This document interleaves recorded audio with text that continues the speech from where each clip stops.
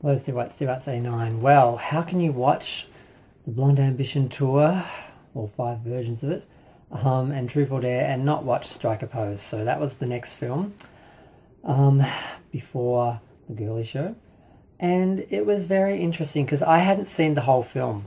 I feel bad because I know one of the dancers, and I said I'd watch the whole film, but I actually hadn't. I'd just seen like bits of it.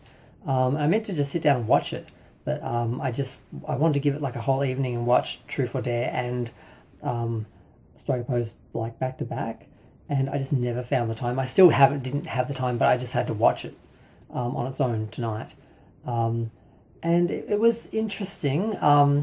It's very difficult when you've studied film to sometimes watch films, especially like documentaries, and not look at how it was put together and what you would do differently. But it was very interesting, the stories of the men, because, we all just know them as the characters from the film.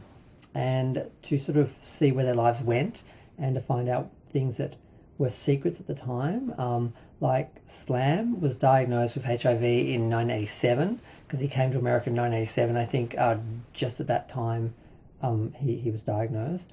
And so he didn't reveal anything. And there is that moment that he was watching in the film where he's on stage and Madonna is doing a tribute, which she had written on a piece of yellow paper, which I always found odd. And she's talking about Keith being honest about being gay and having AIDS and saying we should all do that. I want everyone to do that. Be true, be honest about these sort of things and be honest in your lives.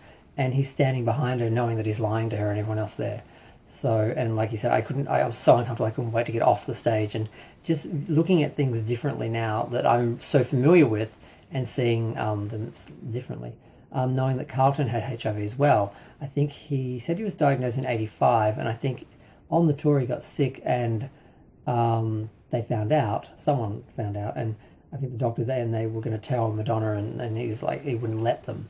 I guess it was a privacy thing, he got away with it, but so he didn't want them to know, and all these sort of issues. And of course Gabriel, who passed away, his mother thinks he had HIV on the tour, but he didn't tell anyone, and he didn't tell her until he had to, which I guess means it was obvious. So knowing that, because growing up being like a post-AIDS gay, where you sort of, I never knew a world before HIV. So being gay, you didn't know if you were going to survive your sexuality. You didn't know if you were going to get it. And the perception was that if you got it, you died. Up until like when we got into the sort of later 90s, it was kind of different.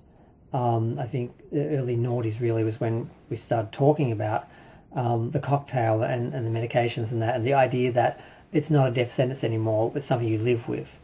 It took a while for that to sort of sink in. You always thought of it as a death sentence. So the idea that they had HIV, and some of them had it in the 80s, and they were able to dance and perform and be so strong and fit and healthy and survive and live today and seem fine, it's still kind of shocking to me because of the perception that I had of AIDS when I was growing up and HIV and all that.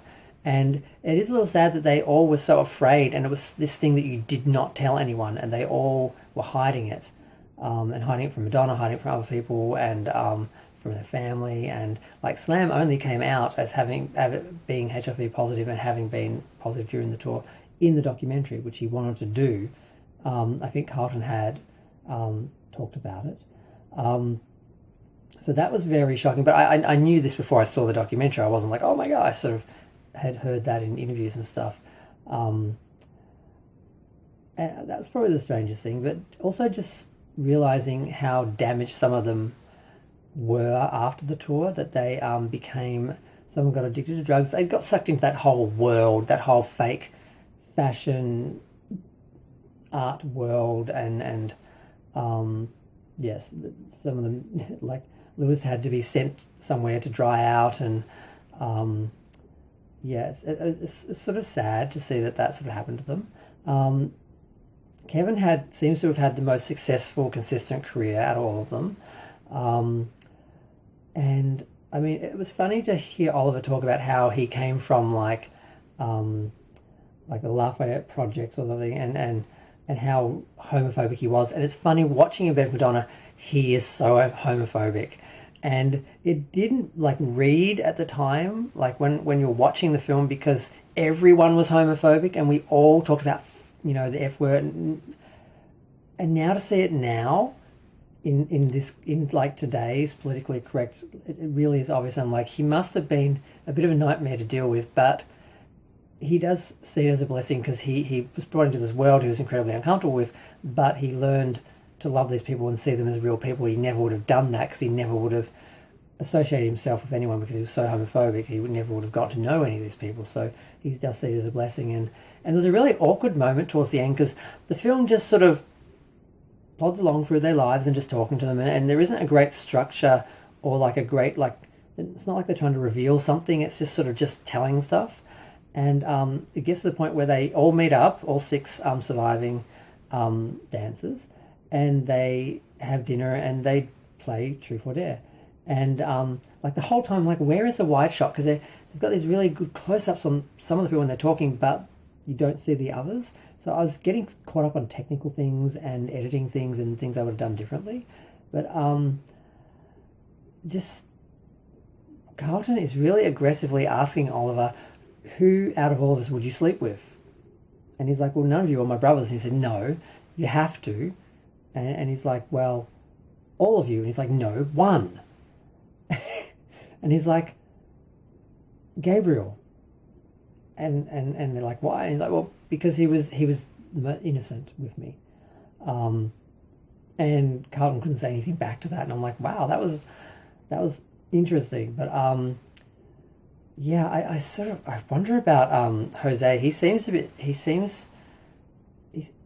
of the things he said kind of worried me. I mean, I think a lot of gay men come out of life with a lot of damage, and I wonder how messed up I am, and some of these guys do seem a little messed up, and like the fact that just the lack of therapy and that, like, why aren't more people getting therapy? Like, some of these people are talking about things from 20 years ago that are still sort of raw, like Slam was still in the closet about his HIV. I don't know what year this documentary was made now. I think it was about around 2015, I think, or maybe a little bit after that. So it's still almost 30 years he was keeping part of this hidden still. And I'm like, how did you not talk to someone sooner about this? And the idea that people get so caught up in fear that they do stay trapped in this sort of stuff. It's kind of interesting in its own. So it is an interesting documentary and a study of these gay men, and how they survived this, not just fame, but being gay, because they were like uber gay, because they were like the movie made such a difference to so many people's lives. I mean, I watched that film and it showed me a world that I just didn't know existed. This world of gay people where they were like they said in the film, they were human beings, they were real people, and they were just living their lives and doing their job, and just people. They weren't villains. They weren't like these cat fakes, like all the sort of images of the gay people that we had at the time. And it's very upsetting to know that Gabriel, he wasn't out, and he didn't want to, like, that kiss was a message that Madonna wanted to get out. She wanted that. He didn't want that. He didn't want to be that.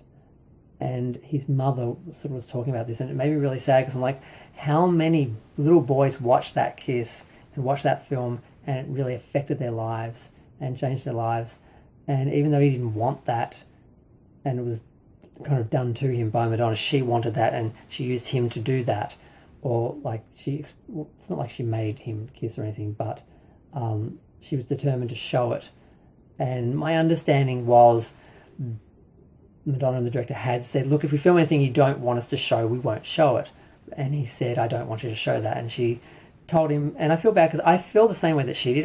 She said to him, look, you're ashamed of yourself, you need to get over it and just, embrace it, and go, and like, and I sort of felt the same thing. I'm like, why wouldn't you want people to see that? Why would you, still want to be in the closet or not? I sort of felt the same sort of issue, and I think frustration that she probably felt with him, and part of the reason why she probably pushed it was because she felt it was the right thing to do, and he should do that. He should be open about it and stuff like that. But it's still not her choice. So I understand some of that, but I want to say to his mother, I understand that he didn't want that, and you feel like this was done to your son, and that, but it helped so many people. It changed a lot of gay boys' lives to see that portrayal, and that, because that's not like a Hollywood sexualized over the top kiss. That's just it's sort of a real kiss. And he said he felt bad about losing control, like where he was. I think it was a real kiss. It wasn't like it wasn't really staged. It was, and like, yeah, like he felt exposed or something, because that was like an honest sort of moment. That it's weird. Because I know the guys sued her. 3 of the dancers sued her afterwards. Kevin and Lewis, I think, sued her. No. Kevin and Oliver sued her, I think, because contractually there were some issues with the contract and pay. But for Gabriel, it was because of what was shown and so forth. So that was upsetting to find out years later that it happened, and then to find out the details. And just the idea that he wasn't happy with that. But then part of me is like, well, it's like his fault he wasn't okay with that. Like, because he wasn't okay with himself. That's somewhere he should have gotten. But forcing someone to get to that place is one thing. But I feel like he should have gotten there anyway. So I feel that frustration with him that he didn't want to show that. But I'm glad that it got shown. I'm glad that I saw that. I'm glad he didn't get that kiss taken out of that film. And then I feel bad about that, because he didn't want to be seen. So it's very strange, but it's a great film. It's fascinating to see these people's lives, right down to the just some of the things. Like, they really are just open, and you just see them like it was very cute to see like, I'm not even going to go into all the detail because I'm over 11 minutes now. I don't want to talk too long, but like, I love these guys. They feel like family to me. They feel like my gay uncles that I just never met. And I think a lot of gay men grew up watching. I watched that film, Truth or Dare, in bed with Madonna, like every other day for like years. It was like my go-to film, because I wanted to live in that world. That was the only place I could see me. Like, not on TV, not any other film, not in any other part of my life or anyone I knew. Only that film was where I could see that world. And it was amazing, and I want to meet them all, and I want to tell them all what that meant to me, and I want to hug them all. And before the you-know-what, I actually thought that might happen, but I can't imagine myself ever going to America and meeting any of these guys now, so it upsets me. I'll probably never meet them, but they're amazing, and I'm glad they've heard from so many people what the film meant to them, and they do know now what it means, and they knew a bit after it what it meant, but at the time, of course, they didn't know what was happening and what they were doing. And I'm sad they got so sucked into the whole fame, fake sort of thing and that. But I'm glad they all survived. And they're all talking, and they all seem to be happy and productive in their lives. Oliver had a little medical issue, but it's a superficial thing. They all pretty much survived, and it's just nice, because I would still like to think I'll get to meet them at some point, because I do love these men. I don't know them, I've never met them in person, but they are like my gay uncles. And I think so many people looked up to them, and they were stars in the gay on the gay scene, because, you know, we all watched them, and they were characters in this film, this unique one film that we got to see gays, you know, be treated like human beings and just be shown doing their job and just being people and just being part of the crew and part of the, you know, so yeah. I'm going to go watch a whole bunch of interviews the guys did after the documentary that I want to watch. And I was surprised it was more about their lives now than what it was like on the tour. It's just a little bit of both. I thought they'd be talking more about what happened as opposed to like afterwards, but that's sort of more interesting because we kind of know what happened on the tour, but it was interesting to see where they're all at. And I feel like I'm just waffling now, but it was good. I'm glad I finally watched it. I'm glad it was made. They deserve to have a documentary made about them. They are superstars, just like Madonna as far as I'm concerned.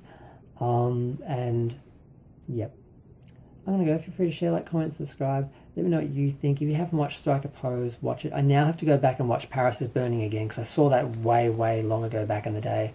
And it's gonna I'm gonna have a different perception of it now, knowing what I do about that scene and everything that came after it.